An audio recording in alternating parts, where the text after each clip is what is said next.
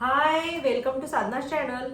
तर बऱ्याचदा आहे ना आपले स्वतःला माहिती असतं की आपण कसे येतं आणि स्वतःच्यात काय बदल करायला पाहिजे हे आपल्याला माहिती असतं. परंतु काय होतं, आपले काही असे निगेटिव्ह थिंग्स असतात, म्हणजे थॉट्स असतात किंवा आपले दिवसभराचे असे काही कामं असतात जे आपले आवश्यक नसतात, परंतु ते एक आपल्या अंगवळणी पडलेलं असतं, आपल्याला सवय लागलेली असते ते नेहमी नेहमी करायची. त्याच्यात आहे मोबाईल ॲडिक्शन. तर ते मोबाईल ॲडिक्शन आहे की आपल्याला आपला इतका वेळ खातं आणि आपलं इतकं ब्रेन खाऊन टाकतं ना की त्याच्यामुळे ना आपण आपल्या कामावरती फोकस नाही करत किंवा आपल्याला नवीन काय तयार करायचं, नवीन एखादं प्रोजेक्ट तयार करायचे किंवा घरी गृहिणी आहेत किंवा कोणी पण लेडीज आहेत किंवा कोणी पण असलं, लहान मुलं कोणी पण असलं तरी नवीन विचार येत नाहीत. तर असं जे आपले काही बॅड हॅबिट्स आहेत हे आपल्याला दूर करायच्यात, परंतु ते काय आपल्या होत नाहीत.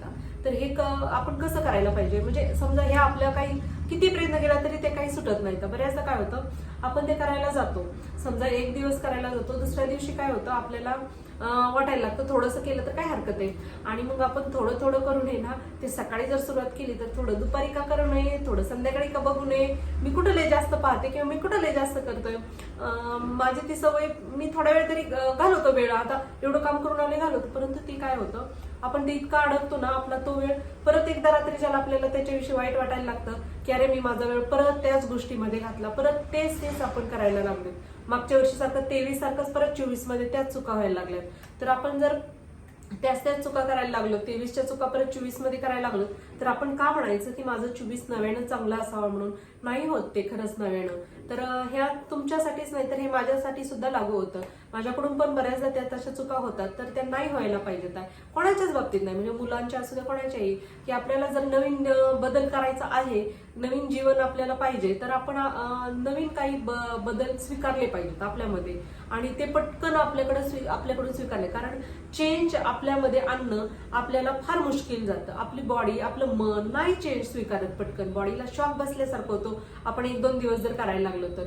आणि तर हे जे आहे तर ते हिप्नॉटिझम सारखं जर आपल्याला ते केलं गेलं, आपण केलं की फोर्सफुली आपण आपल्या स्वतःला सांगितलं की नाही हे कर, नाही हे कर, आपल्याला मन म्हणते आपलं की जा थोडंसं इंस्टाग्रामवर, जा थोडंसं रील्स बघायला. परंतु नाही, आपल्याला माहितीये ते केल्याने माझं काय होईल, मी त्याच्यामध्ये गुंतली जाईल. हे स्वतःला थोडंसं जाणीव जर आपण ठेवायला सुरुवात केली तर आपण त्याच्यापासून, त्या ऍडिक्शन पासून, बऱ्याचशा गोष्टींपासून आपण लांब राहतो किंवा आपल्या ज्या चुका येतात त्या आपल्या कमी होतील. परंतु हे खरं आहे की आपलं माइंड लवकर आपल्याला बदलायला तयार होत नाही.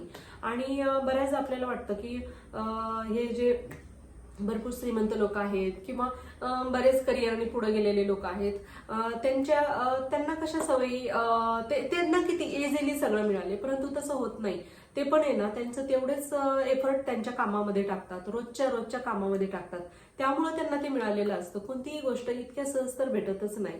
आणि आपल्याला माहिती की कोणालाही माउंटेन वरती चढता लवकर लगेच येत नाही, त्याला तर थोडंसं शिकावंच लागतं. थोडंसं जर एखाद्याची बॉडी वेट जास्त असेल तर त्याला चढता येत नाही, तर थोडंसं बॉडी वेट पण कमी पाहिजे, अशा बऱ्याच गोष्टी, थोडासा व्यायाम पण पाहिजे, बॉडीची स्ट्रेंथ पण तेवढी पाहिजे वरती चढायचं म्हणलं माउंटेन वरती. तर ह्या ज्या गोष्टी येतात ह्या आपण जर जीवनामध्ये थोड्या थोड्या आपण स्वतःला सवय लावल्या तर आपल्यामध्ये बदल चांगला होतो. आता आपल्याला माहिती की तर आपण मागच्या व्हिडिओमध्ये आपण पाहिलंच की आपण आपले सिक्रेट कोणालाही सांगू नये, फॅमिलीचे मॅटर कोणालाही सांगू नये. तर आपल्या पोटामध्ये आपण आहे ना बऱ्याच गोष्टी दडवून ठेवू शकतो. तर आपलं जे वेगस नर्व असतं ते काय करतं, आपलं जे हे इन्फॉर्मेशन आहेत, ह्या ज्या बातम्या आहेत, ह्या ज्या गुप्पेत आहेत, हे काय करतं, पटकन आपल्या ब्रेनला पाठवतं, सेंड करतं फास्ट. आणि सबकॉन्शियस माइंडपेक्षाही ते काम फास्ट करतं. त्याच्यामुळे हे ज्या गोष्टी येतात त्या पटकन आपल्या ब्रेनमध्ये साचवल्या जातात, पटकन पोहोचवल्या जातात.